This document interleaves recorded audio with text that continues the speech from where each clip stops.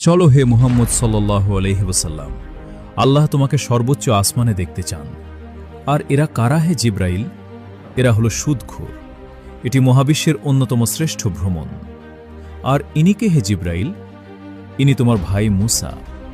এটি আল্লাহর পবিত্রতম সৃষ্টির অন্যতম শ্রেষ্ঠ মুজিজা। এটি ইসরা ও মেরাজের ভ্রমণ। কিভাবে নবীরা রসুল সাল্লাল্লাহু আলাইহি ওয়াসাল্লামকে স্বাগত জানিয়েছিলেন, সর্বোচ্চ আসমানের পথে কি ঘটেছিল, এবং তিনি কি সপ্তম আসমানে আল্লাহকে দেখেছিলেন। এক রাতে নবী মুহাম্মদ সাল্লাল্লাহু আলাইহি ওয়াসাল্লাম ঘুমাচ্ছিলেন। তখন ফেরেশতা জিব্রাইল আলাইহিসসালাম তার কাছে এসে তাকে জাগালেন এবং বললেন, হে মুহাম্মদ, আল্লাহ আমাকে আদেশ দিয়েছেন তোমাকে শরীর ও রূহ সহ এক মহান ভ্রমণে নিয়ে যেতে, যা মসজিদুল হারাম থেকে মসজিদুল আকসা পর্যন্ত হবে। জিব্রাইল আলাইহিসসালাম আমাদের প্রিয় নবীর জন্য বোরাক প্রস্তুত করলেন।